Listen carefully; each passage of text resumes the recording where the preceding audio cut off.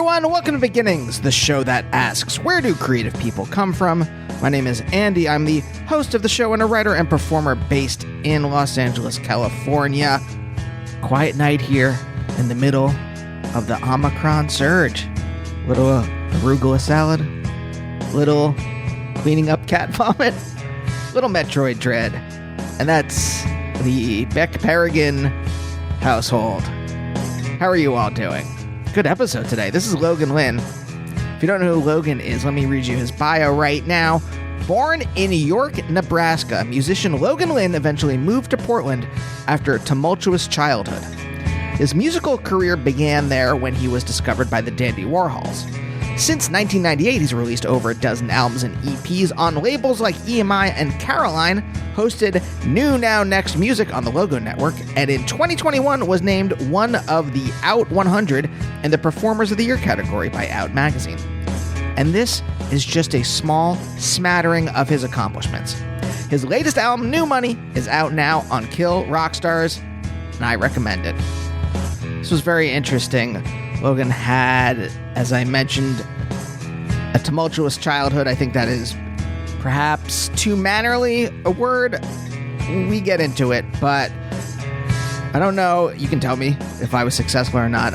You know, I'd read a number of interviews with Logan before we talked, and I noticed that a lot of interviewers just kept kind of poking their fingers in his wounds, and I didn't want to do that. Some of it's inevitable, though, because the topic of the show is people's childhoods. So I don't know how successful I was. We'll see. I think it was still a very interesting talk. So I hope you find it meaningful. And if you do and you want to check out other episodes I've done, you can check out the back catalog. I think all of them are on Spotify. At least the last 100 are on every other podcatcher. Is that the word? Every other podcatcher. I've been doing the show for about 12 years, and I've done hundreds of interviews with comedians and musicians and writers and artists. So check those out. If you like what you hear and you want to subscribe to the show, you can do that at Apple Podcasts or wherever you get your podcasts from. I'm on Twitter and Instagram at Andy Beckerman. I got a lot of cool episodes coming up, including the 12th anniversary next week with John Linnell from They Might Be Giants, and Julie Doyerin, Nels Klein from Wilco, and some cool novelists and comic writers that I haven't recorded yet, so I don't want to say their names in case it falls through. So stay tuned for those. But for now, let's talk to Logan.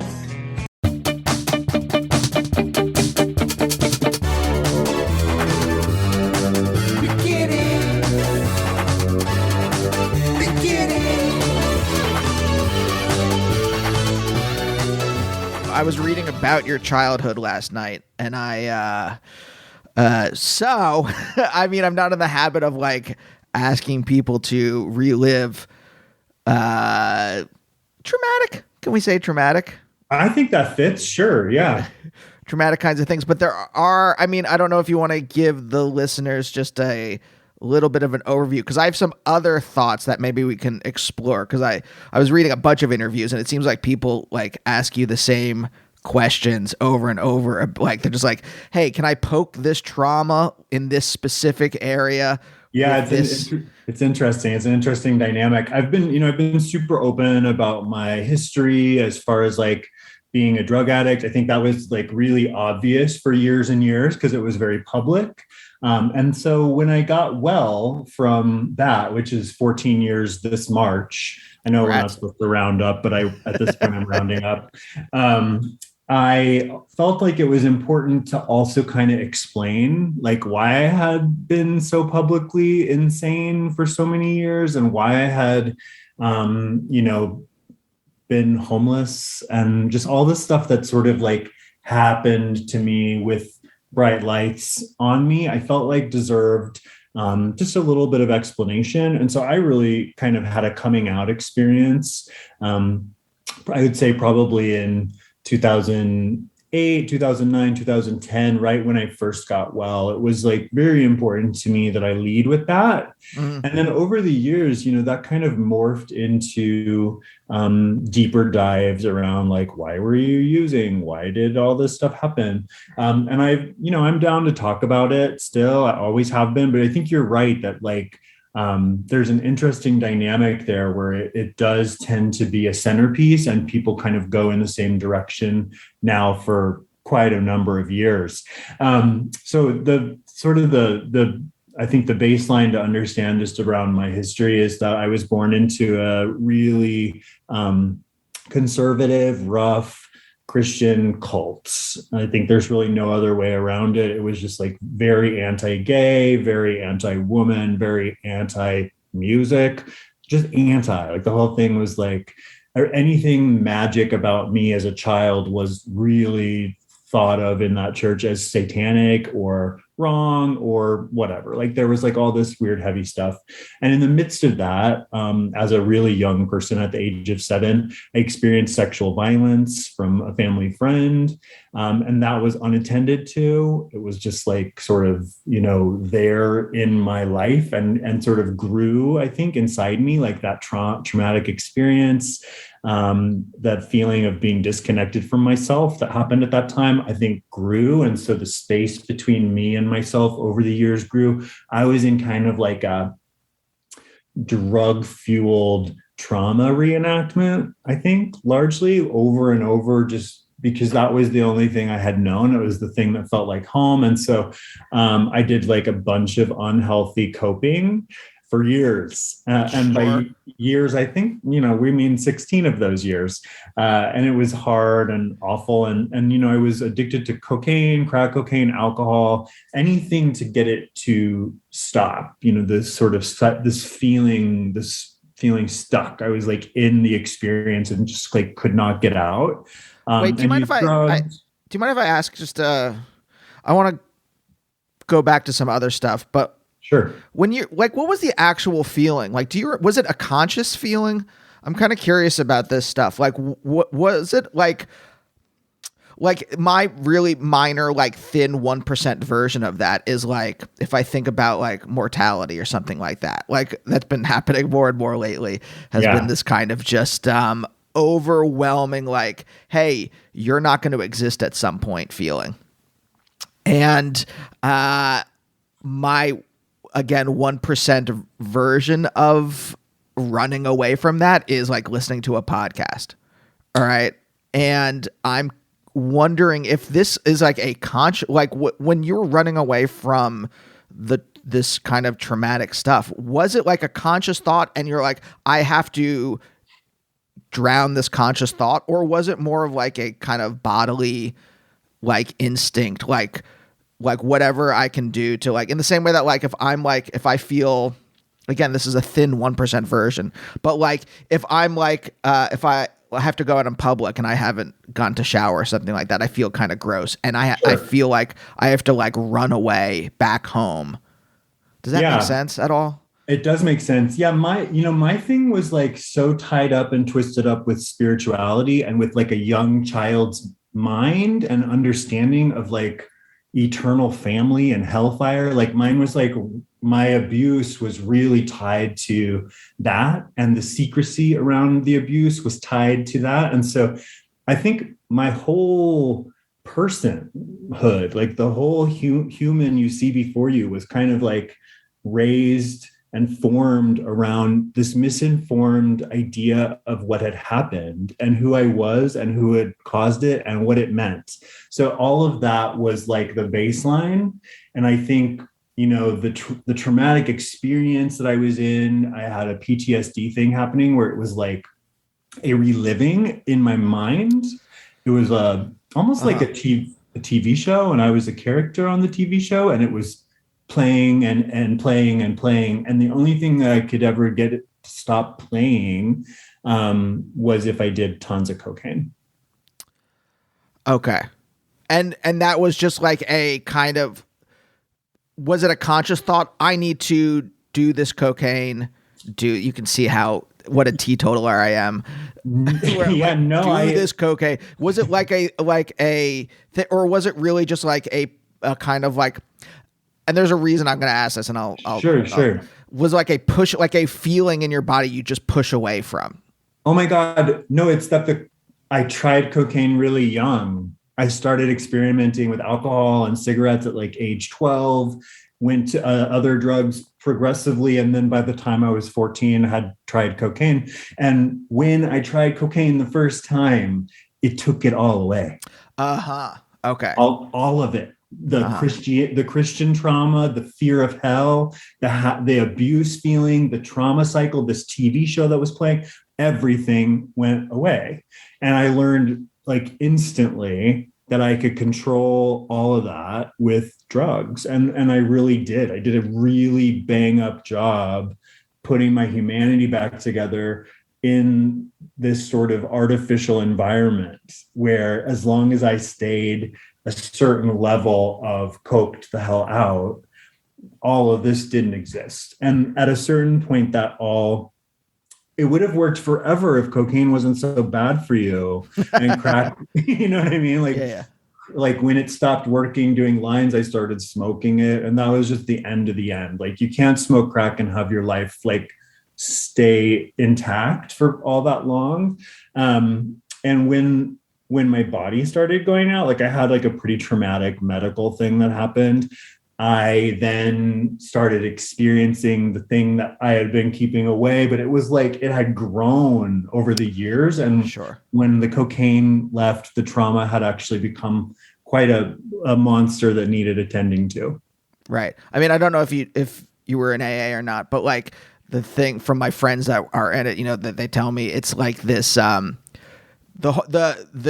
drugs or alcohol or whatever you're doing is just masking the thing you're not dealing with. And so getting sober is this process of then starting to deal with the thing, whatever the thing that was being masked by the drugs or alcohol or whatever, what have you.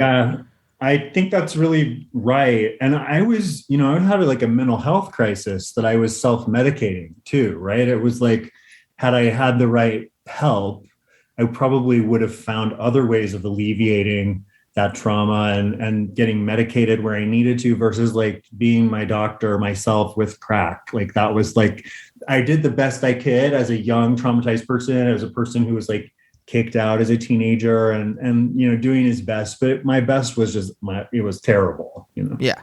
Yeah. But I mean, like, have you gotten to the point where your best was your best, right? Yeah. Yeah, and it's kind of bad. I look back at it now during that time. It's really actually badass. A, that I survived. B, that I was able to, in the midst of all that, have like career moments and like be shepherded by these important musicians that like, even in my worst time, kind of kept pushing me in a direction that I'm really happy I was pushed in. And I think it became useful, like once I started talking about my recovery and my mental and behavioral health stuff, like I felt useful in the world in a way that I had just absolutely never felt before. And I think that's why I wanted to talk about it so much, why I've been so willing to talk about it over these last decade and a half of years, is just because I spent so many years feeling useless and just like a drain and like just hurting myself, hurting the people around me, that like to actually have an experience that I can use to help other people be honest about what they're going through, or like not feel what I felt, which was just like absolute isolation. And also I think to be able to create something pretty out of it has been really important, like beyond just the storytelling of like talking about what happened to me and how I recovered. There actually is like a whole body of art and music and video and film and things that just wouldn't exist if I had succeeded in hurting myself many years ago, but also B, I think helped really contextualize my experience into something that has been palatable for me to look at, for me to like absorb, and has, I think, been helpful for other people. I think the people that listen to my music are folks that are either in similar experiences or have some way of relating to that feeling of being all alone or being useless or being isolated, and then kind of coming out of that. Yeah. I mean, the reason why I was kind of asking about those kind of like micro feelings, whether it was like a conscious thought or whether these were like bodily feelings, is I am very curious on this show about, I guess what I'll call like existential dialectics or something like that. But like what happens when you're in this state, you push against that and you're now in this other state, and then you start pushing against that to try to find some kind of like equilibrium in your life that makes sense for you. Maybe it doesn't happen for all people, maybe, I mean, my own theory is that you're always striving to find that, and that everyone will always strive to find whatever that is, that existential equilibrium is for their entire lives. But through that, I'm kind of curious about the creative process. How, like, when you start pushing back, is it, when you start pushing back against you said this, I was going to say your parents, but I meant in more broadly, this Christian cult, the way you said it. And then you push back. And then as you push back against that and you get into drugs, and you push back against drugs as you get into sobriety, like, that's just the general broad overview of how I'm thinking about other humans, and specifically you in this case. Yeah, it's fascinating. I think I don't know that I was I didn't have some conscious idea of myself for a really long time. I certainly didn't envision myself having a future or being a person that was going to be around. And so existential sort of ponderings are new. Having a future is kind of new. I mean, it took me years to sort of grasp that I was well and safe and worthy of being around. Like all of those things, I guess, are sort of existential pieces, but like I was disconnected. I was disconnected from my own body, much less my brain, and the people around me, and who I was in the world. I think it's been a process of putting that all back together. I certainly identified as a suicidal cokehead publicly. I sang about it. I was like, that was sort of my identity. And I felt really committed to dying young. And that obviously didn't happen. I am not young and I am not dead, which is great. But thinking about, you mentioned earlier, like mortality, those are also brand new thoughts. I was so, I think, terrified of that I just almost wanted to get it over with, and was like doing things to like push it through, just like get the experience done.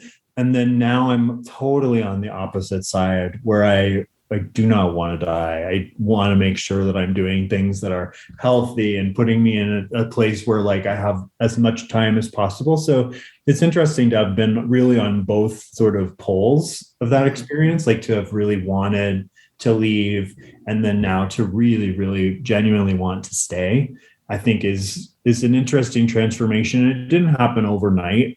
And I certainly still have times where I want to leave, I think. But have like a whole skill set around impulse control and like, the supports I have in place in my life that are able to sort of get me through those times. I mean, can we talk about the Christian cult itself for a little bit? Because I think one of the most important things for understanding our time period, for understanding American culture right now, is understanding evangelicism, Christian evangelical thought, its alliance with the right wing in the 80s, and then, how it kind of like metastasized in the 90s, I think. I mean, I don't know, you and I are about the same age, so yeah. I think I have that timeline correct, but I'm kind of curious, I'm coming at this totally from the outside. Sure. And I'm very curious about like what was the actual, like when you call it a cult, is that just a euphemism, or do you really mean it was cultish? Yeah, no, I mean, like they excommunicated people, they separated families, they took your money and then controlled you. I mean, it was cult. It was a cult. It was a nonprofit cult, but so are a lot of them. Sure. just because you have a tax designation and you're a church doesn't mean you aren't ruining families, ruining lives. And ours certainly did. There's an interesting documentary on Amazon Prime about a lady from my church who went and did a bunch of, or no, it's on HBO Max. It's like, I'm fucking this up because I don't have the title, but like there's been movies made about not Wait, just the lady with the big hair? Yes. That lady that like Yes. plane crashed? Yes. Yeah, they were from the same sect, and theirs was like very focused on this wellness gospel. There was a lot of different spin-offs, that being one of them, but the core principles that made her so cuckoo and what I recognized so entirely while watching that film, those are the same people. And so I think the way that it showed up in my life early on was like, musical instruments are too secular. Musical instruments are bad. Any kind of music that's not Christian, bad. Then TV, bad. Can't watch TV, can't watch movies. Actually, public school, bad. Can't go to public school, homeschool. So it was like a prison, a cultural prison in that way, where it was very, very controlled. And if you didn't fall in line with the identity that was appropriate. So like if you were gay, if you were trans, if you were somehow a misbehaving woman, I'm trying to like, I was gay, so that's the only thing I really have a connection to. But like there was a lot of things you could do that would get you kicked out of the church, get you kicked out of the community, which meant that you were separated from your family in a lot of ways, right? Like it was like not as bad as Scientology, where like the whole family didn't get kicked out, but there were times when I was in trouble as a youth where like my dad would be brought before the elders of the church for not having his house under control and just like things like that. It was like very creepy. And I think my parents were victims of it too. You know, like I used to be really mad at them for like just everything, but actually they were born into the same environment and experienced similar things. And so, you know, as I've healed and kind of gotten away from any people that are still connected to that and that sort of community, I've had a new sense of compassion that sort of has risen up for my own parents, my mom and dad, who I think also did their best with what they thought was the truth. And frankly, I thought that was the truth too, until I realized it wasn't. You know, I mean, that's why I wanted to hurt myself so bad, is because I really felt like we were all as a family going to hell because I was gay. Like that. And that like these bad things that had happened to me, to my body, were because of that as well. Right. Like that was proof. Like everything in my life that went wrong was sort of pointed to as proof of like, you know, demonic possession or like whatever it was. Like the regular childhood trauma I was experiencing, the regular teenage hormonal stuff I was experiencing, and just like the regular reaction to being a gay kid in a homophobic society, all of that was deemed really secular and satanic. I mean, what was the structure of the church? You said elders, which makes me think very Mormon-y type stuff. Yeah, not quite as bad. We didn't have to like wear fancy underwear or anything like that. I like how Mormonism is somehow worse. You're like, not as bad as Mormonism. Hold on. I mean, like, it feels like that is like, it probably is just as bad, but like I experienced what I experienced. To me, like this church was at least rooted in like the regular Bible and had nothing to do with aliens. But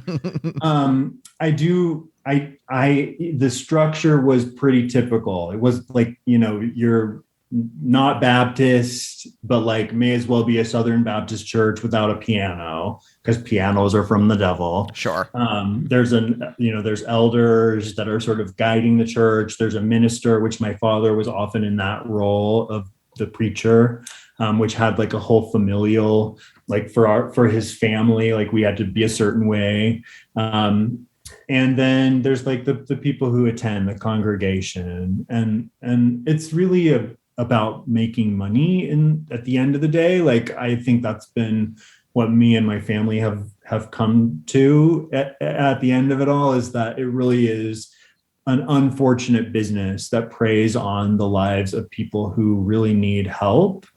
And it's just an unsafe environment for queer people, trans people, people that are questioning those things. It's just completely like a one-way ticket to hating yourself and hating your children and hating everybody around you. When you were younger, like what was the point where you started to cotton on to the fact that this was fucked up? Yeah, older Christian boys. That my parents took me out of homeschool and put me in a Christian school, which actually ended up being a really bad move because that particular Christian school was where all of the bad kids from all the public schools got sent. And so it was 12, I took acid. They gave me LSD, and I had an awakening around my own humanity and the world. And just, I was like, oh, it's all fake. None of this is real. In fact, the whole world, like the whole thing, like society, like I had one of those, and I just never came out of that. I realized at that point, like this was bullshit.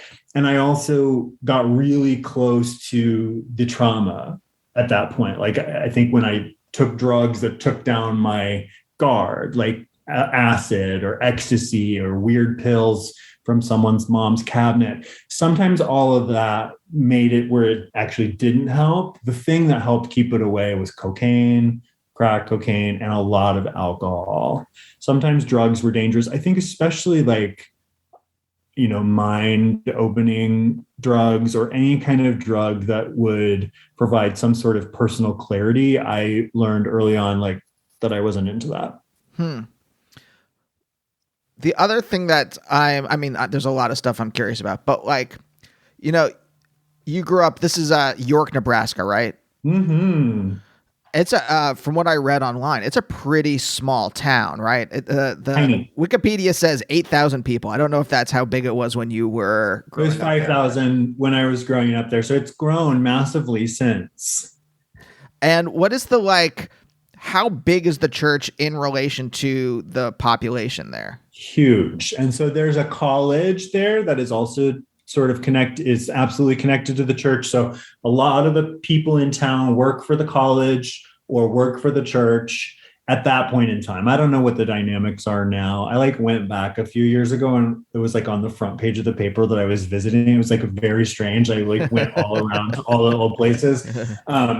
But I don't know what the dynamic is now. Certainly then it was you're either in the actual community or you're out. Oh, so it was ubiquitous. There was no real choice about it was there was no, or not when I mean choice, there was no space for you. But before you had that kind of psychedelic experience at 12, right? Yeah. There was no space for you to know that there was something wrong, right? Only that I felt things and I had that experience of abuse, which as far as my church was concerned and what I was learning and hearing about homosexuality, it was one and the same in my mind. And so the whole thing, I didn't have any positive representation, none there. And in fact, representation that I did have was my grandma had a People magazine that had the whole Jeffrey Dahmer story in it. And I was like, that's what it means to be gay. He's a cannibalistic killer. And then I had gotten my hands at one point on a copy of The Silence of the Lambs. Uh-huh. And that had gay psycho killers, trans killers. So in general, in Hollywood and in the movies and TV at that time, it was very hard to find positive LGBTQ plus representation. We were killers, we were murderers, we were thieves, we were prostitutes, whatever. It was there was never a well-adjusted person. And I know plenty of well-adjusted sex workers. That last example was kind of a bad one, but I think, there was nobody like me. Queer kids with parents who loved them, no happy queer pop stars, even the gay folks that were visible, like Boy George, George Michael, and Elton John, they were all closeted and married to women. Elton John had a marriage to a woman at one point in the 80s. So even our queer icons now didn't feel safe to be out. And I certainly didn't in York, Nebraska. It was also right at the time where Brandon Teena had just been killed. And that was 20 minutes away from us. And I just had this really visceral knowledge that if I let people know who I was, I would be killed. And at the very least, kicked out of my church and my family and all of that. I was really depressed at a certain point, and I had a secret boyfriend in school, and my parents took me to a Christian therapist who outed me during the session to my parents. And like that ended up during the session. Yeah, like he brought my parents in after talking to me and told them that I was being abused by a boy at school. And I wasn't. He was For my the boyfriend. listener, that was in quotes, by the way. Yeah, sorry. I forgot we're not on video. Yeah, no, like because there was an age difference. This boy had just turned 18 and I was not 18. He was like gonna call the police. My parents made a deal where this was like the one compassionate thing or smart thing I think that they did during that whole troubled time. But they sent me to Tennessee to live with a different family instead of him getting in trouble and it becoming a whole thing in York. And I eventually, got kicked out of that place as well. But it bought us some time. It was bad. Everything about gayness came with experience of trauma for me from really early on. It wasn't until much later that I realized that gay joy exists and can be cultivated. Yeah. As you were talking, I was in my head, I was like thinking back to the late 80s into the early 90s. And I'm like, I can't think before like Will and Grace. I can't think of a depiction of queerness in pop culture that was, I mean, maybe Madonna and with Vogue, there was appropriation that happened for sure. Like Madonna would like sort of take queer culture and put it out there, but like there were gay dancers, but like as far as like pop stars that didn't necessarily exist, as like there was no Sam Smith, no Troye Sivan, some of those, certainly no Lil Nas X. There wasn't even somebody like me that was like in indie world that was singing the things that I was singing about. We had RuPaul, so there was like some anomalies here and there, but RuPaul was like beloved as a drag queen that was feminine presenting, and the conversation was very different. I think gay men were AIDS for a very, very long time. We were tragic, we were AIDS, we were drugs and lovelessness, and all of those narratives from society. If that's all you ever hear from your church and your family and books and TV and movies, is like you adopt those narratives. That becomes the truth for our community. It became the truth for us as individuals, and it played out in really terrible ways that are still playing out to this day. Like there's a lot of LGBTQ people who haven't healed that still need to, and a lot of that is on society, on our families, on our churches, on TV. And I think with even just like watching The Breakfast Club or like some of my favorite movies from childhood, it's so anti-gay. All the dialogue, everything is just terrible. And I didn't have a connection to that at the time. And if I was registering it at the time, I would have absorbed it as something that I deserved. Yeah. I mean, like, okay. How do your parents, I want to come back to some of this, but how this thing's been in the back of my head. How do your parents get involved in were they always involved in the church? Like how far back does this church go? When at one point was your dad a minister or a preacher before the church and then my parents went to York College. My parents were in religious homes. They got sent into that sort of Church of Christ college system, met each other, married, went and got placed in a Church of Christ job, right? Like that is just like what you did.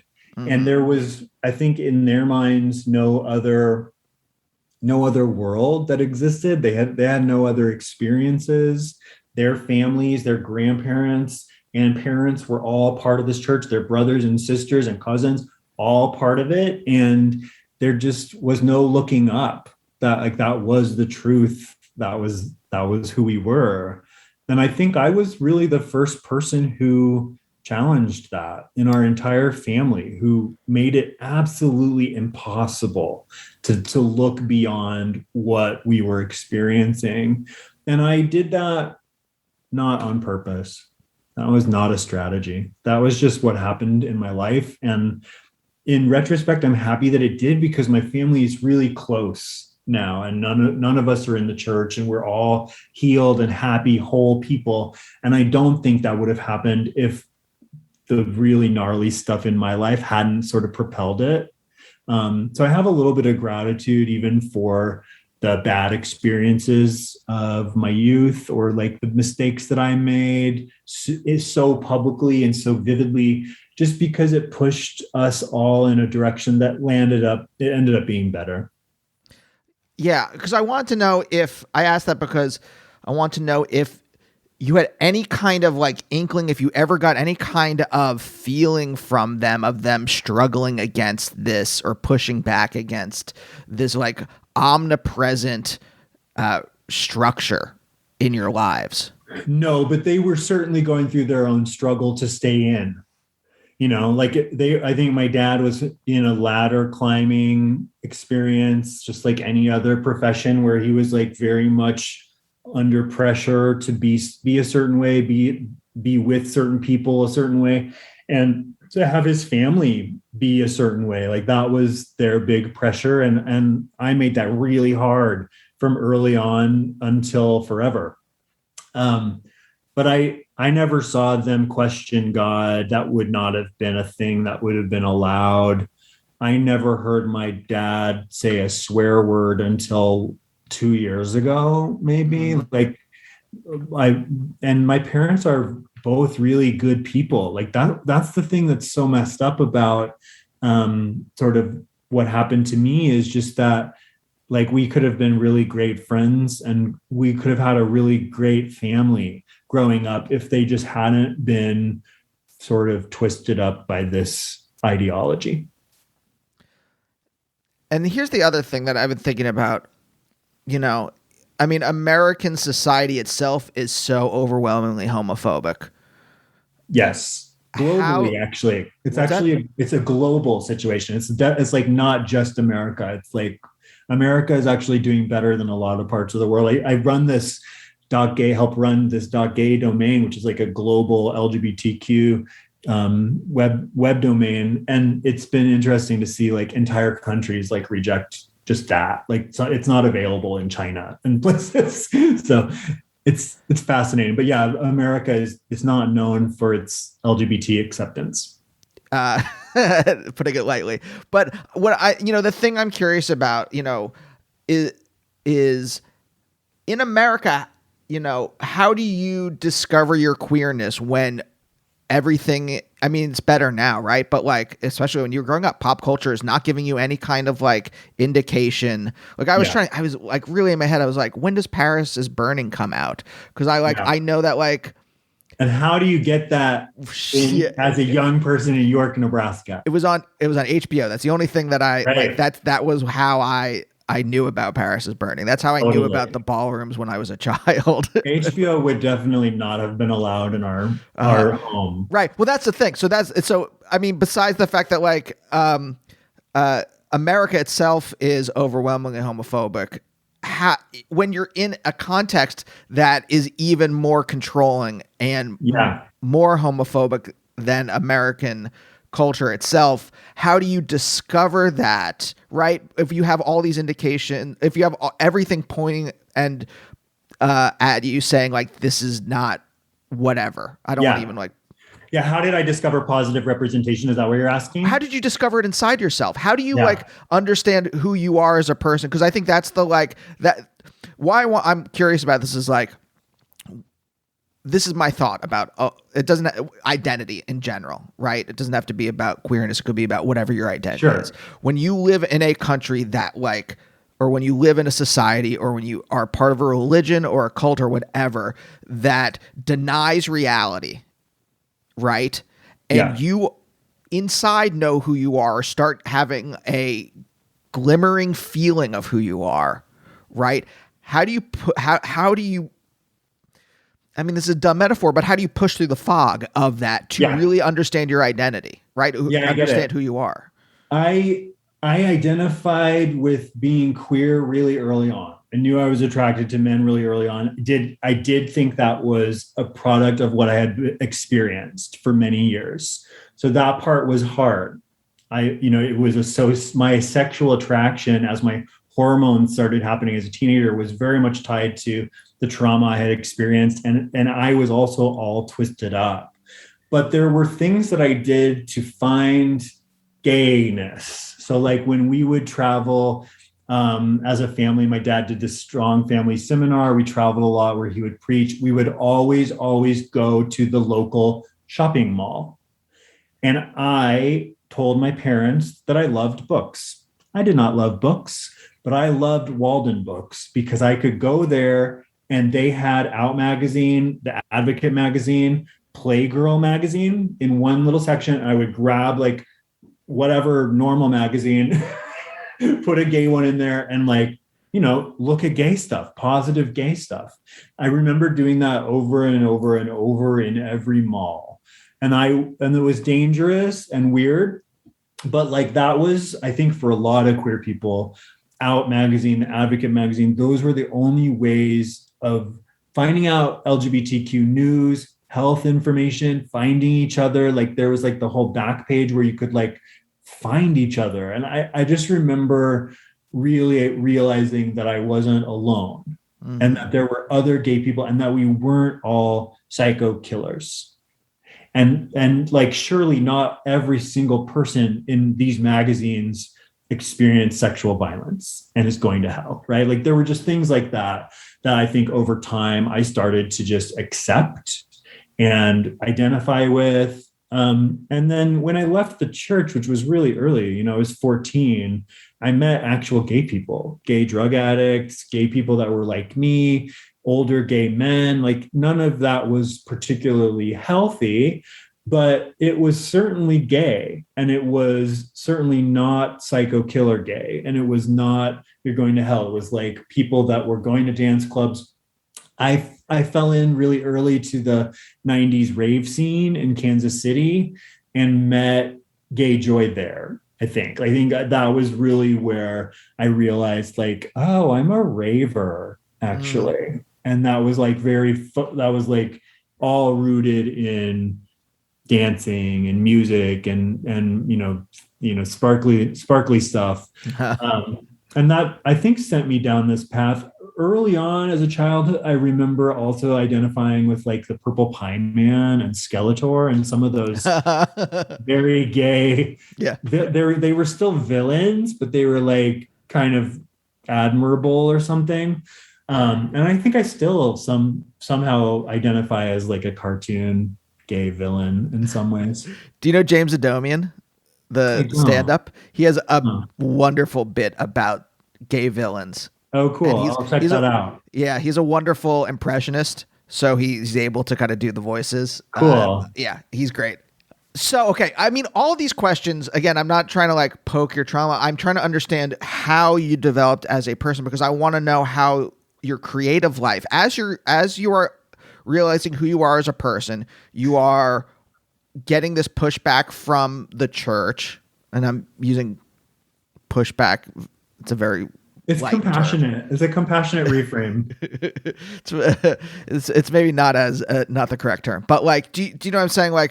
How does your creative life develop through this? And you said at 14, this is the other thing I'm trying to comprehend. When do you think you settle as a person? Is it getting away from the church as 14? Is it sobriety? When do you kind of start, at the very least, maybe not, it's like I said, it's a process of striving, but at what point do you start to realize who you are inside in the world? Oh yeah, I'll let you know when that happens. No, I think that it's gradual. There were if you think of it like an onion, and my actual person is the core, I had to peel back all these layers of people that had been mean to me, times I had been hurt, times that I had been left behind or pushed aside, and just all the disconnection points from myself I had to sort of put back together. But I think I realized I had value when the Dandy Warhols sort of told me I did, like pretty early on. Like I think the music piece, because everything else was so fucked and just so hard and did not work ever and was terrible and violent and all this other stuff. The music piece, even though I was exploring things that were those things I just described as far as like my lyrical content, and I was sort of exercising demons, and a lot of it sounds really bad because I wasn't particularly talented. I didn't play instruments. I was like doing this weird electronic thing that no one had ever seen before, which maybe now would be cool, but at the time they were like, oh my God. And I was, very young. I was 17 when that first record came out, and the Dandy Warhols and the Portland music scene celebrated me. They celebrated me as somebody that they had seen on the streets. They celebrated me as somebody who sold them drugs. And they celebrated me as a songwriter eventually, and gave me a record deal and gave me a place to be in the world that I just had never had before. I had never had anybody see me and value what they saw. And I think a lot of that, reflecting back, ultimately I took to heart, and I decided, just like I had early in life decided I was bad and satanic and bringing my family to hell because I had heard those messages long enough to adopt them. I did a similar thing. I was like, all right, shit, you say I'm worthy, I guess I am. Let's party. And it was like very much Portland underground drug scene, rave scene, indie music scene, but it did over the years turn into something legitimate and validated my existence as an artist, and certainly validated my experiences that I had been writing about, just because so many people found my songs and made a place for my songs. And that has happened over and over in my life. Like there's been a lot of me feeling like nobody gets it, and I'm doing something that's just like screaming into the void and no one will ever care, but I keep doing it. I keep screaming. And then eventually, like, I realized that people actually have been paying attention, and then a record deal appears, or, like whatever it is that appears. And I think that's happened enough times now where I know during those times of like, it feels like I'm screaming into the void, or I'm lost, or I'm wavering, or whatever that experience is. I know that if I write songs and I make music and I make myself move in a direction, that I will land somewhere that I want to be. Okay. I think maybe I have a better approximation of what I mean. When do you, so that's a lot of outside validation. Mm-hmm. Have you internalized that? Was there a moment, or do you remember your first time that you realized that, oh, you are good at songwriting, or you are, whatever, right? You are a good creative person from the inside. No, it is a lot of outside, because the inside was like completely just demolished. And so I was, as a young person, not able to do that for myself, not able to see those positive things, certainly not able to source it from within. I think what's interesting about that question is that I don't know that it really came through the music. I think it came, like, the music positioned me in the world where I was talking about my recovery and my mental health stuff and all of this, the wellness journey, very publicly in the media, and got asked to like be the spokesperson for a mental health campaign, and then got invited to the CDC to speak alongside Hillary Clinton's doctor to the government about mental health. Like, it turned into a thing where I felt really useful at a certain point.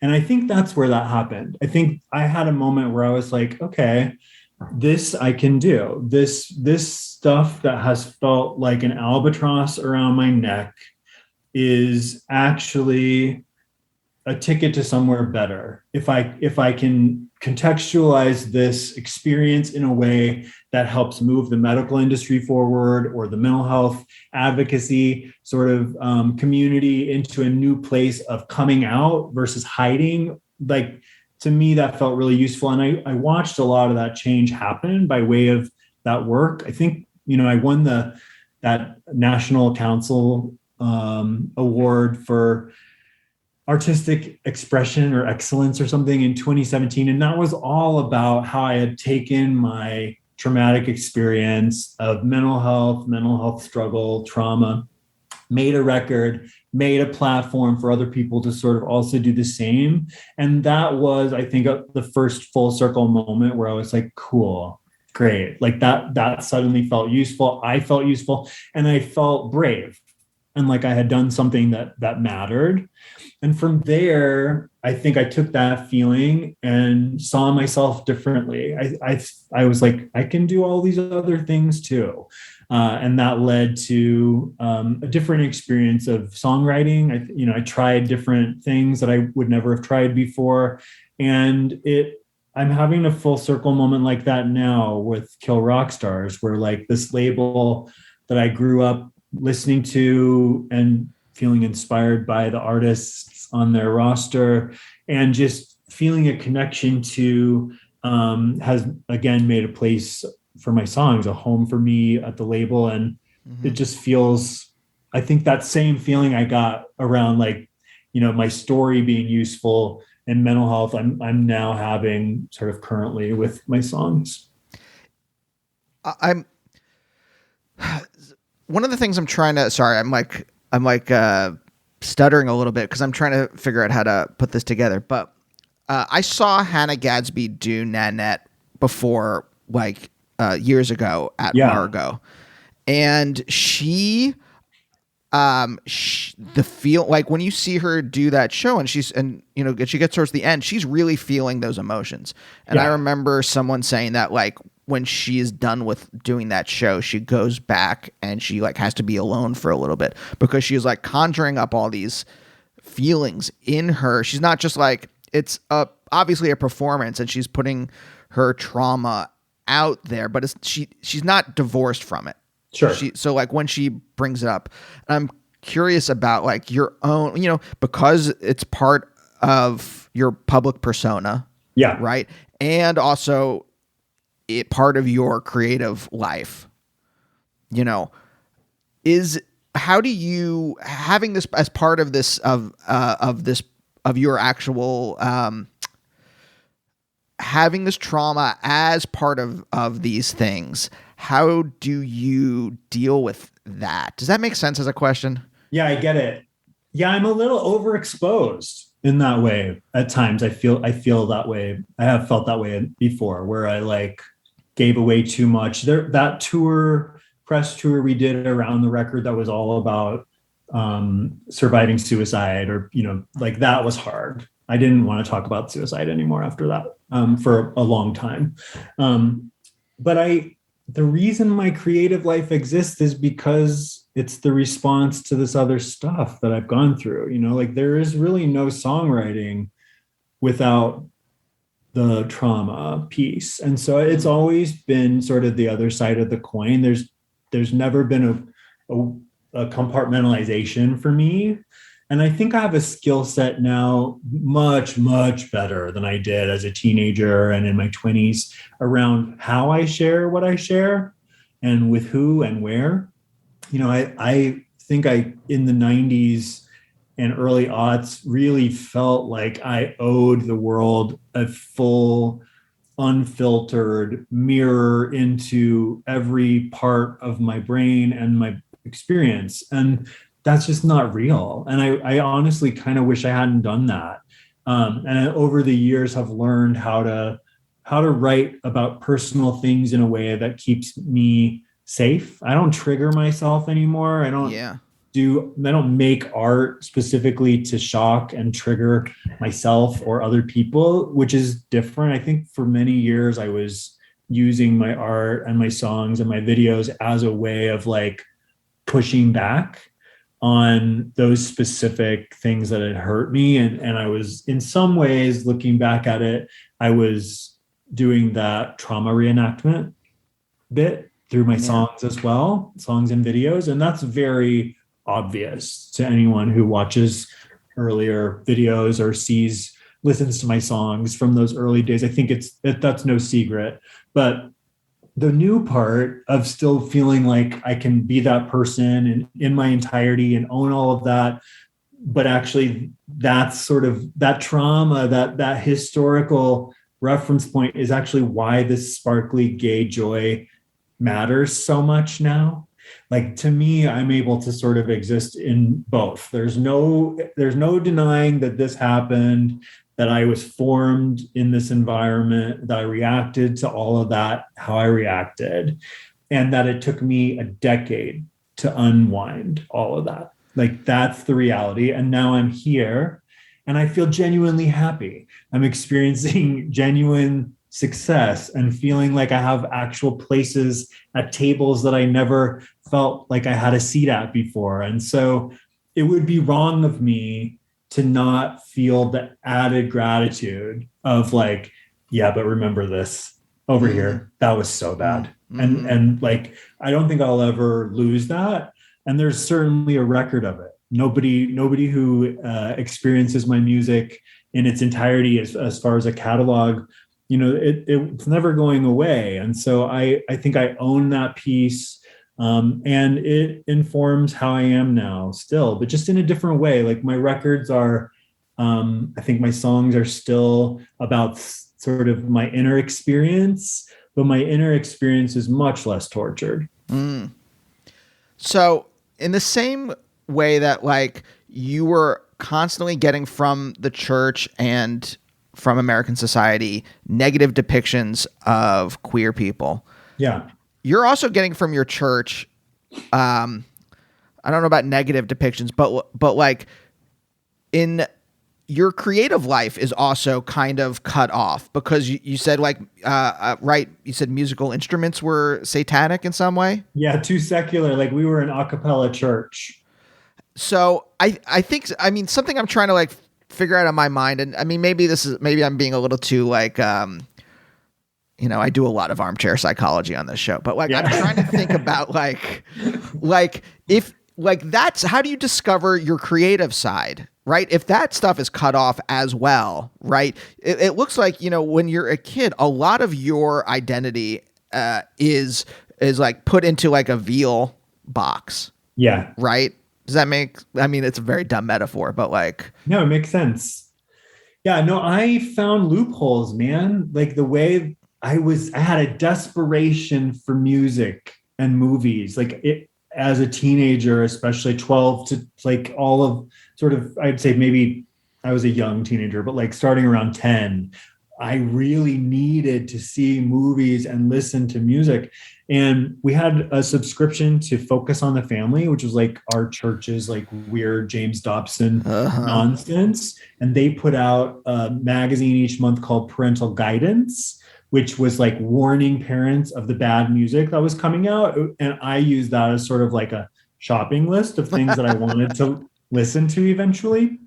But in that, they also recommended contemporary Christian bands and secular bands that were Christians. And within that, there was a loophole where I was sometimes able to get secular music. So like, I got a U2 record at one point because Bono was Christian as far as this magazine was concerned. I got a bunch of Innocence Mission records because they explored Catholicism sometimes in songs.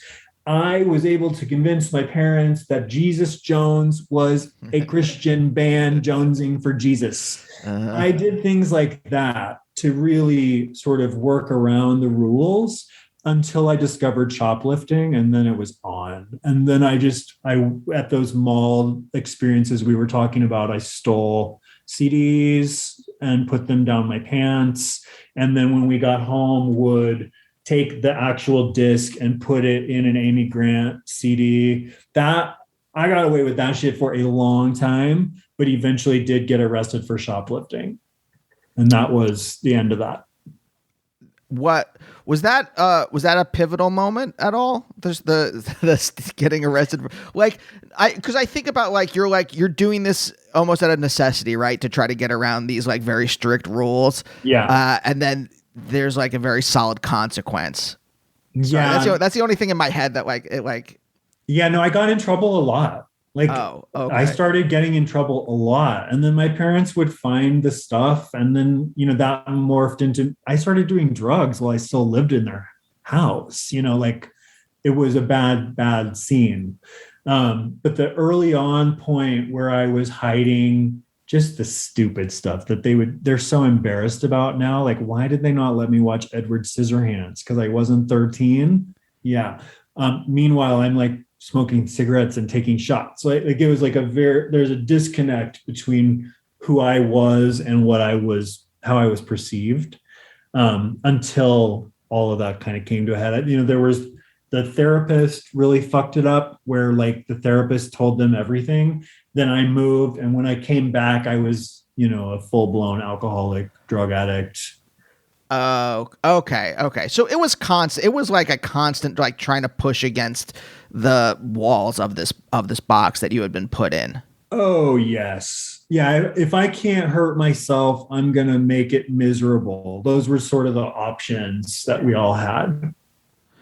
So what? Okay, through this all, when do you start like actually writing music, or when do you start actually creating things for yourself?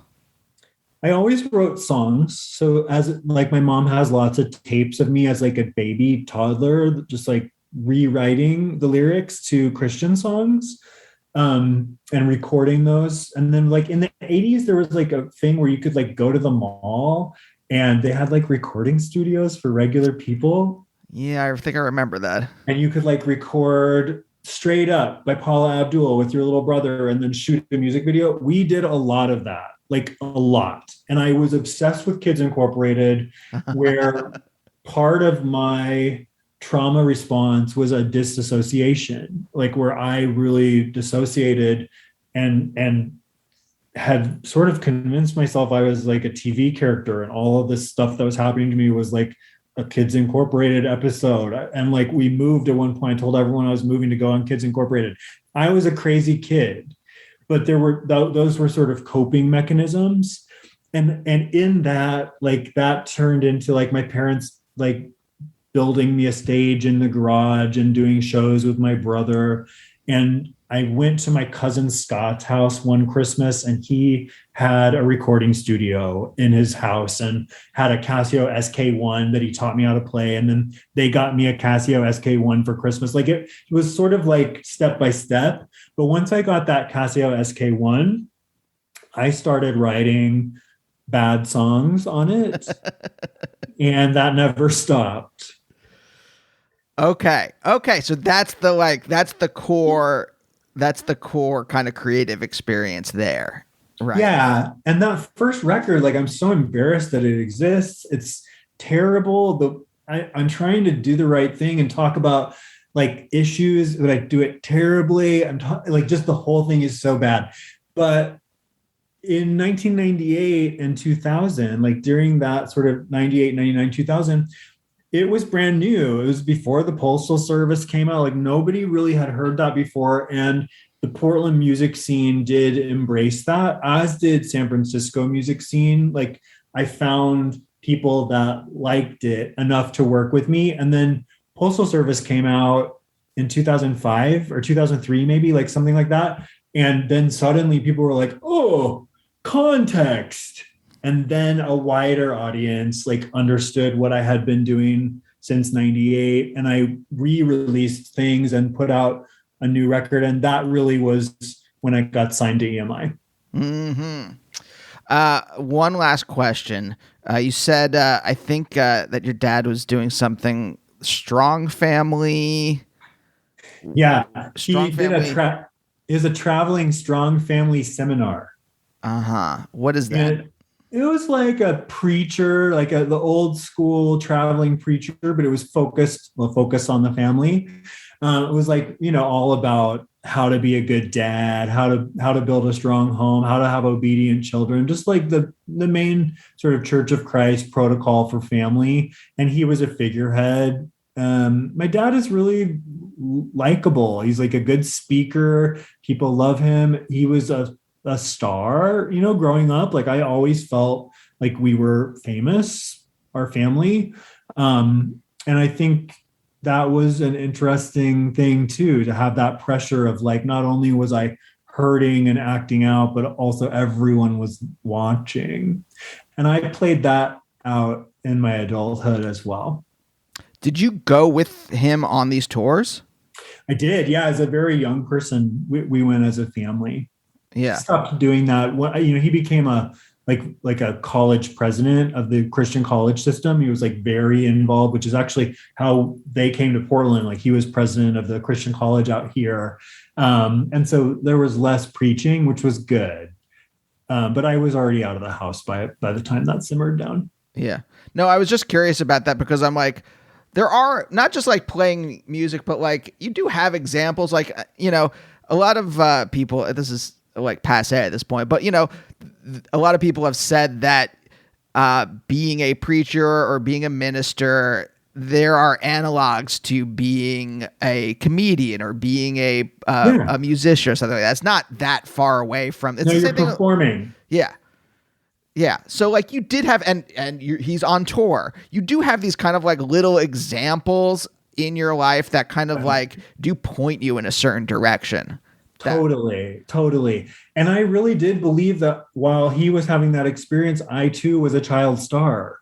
And so even though that wasn't real, like I was definitely in training for things that would come later. Yeah. Yeah. So like, I mean, it doesn't mean you're going to be a musician or whatever, but it does like give you a kind of a sign, like a neon sign that says like, this is a possibility. Yeah. I don't know that I was connected to it at the time, but for sure, like in retrospect, like my dad was like a celebrity. Yeah. Yeah. I don't ever think that it's like a thing where like you're necessarily conscious, but more that it digs out in the dirt of life. It digs out a channel that you could possibly go down. Yeah, I think that's probably really true. I just want to say that I think my metaphors this last hour have been like so on point. Maybe the best metaphors. Did you work on them ahead of time? Yeah, I have a whole card here of metaphors to use. And love that. It's working out. Thanks so much for joining me. I hope I wasn't too poking a pen into. No, it's great. Always happy to chat. And we'll see you next time. Bye.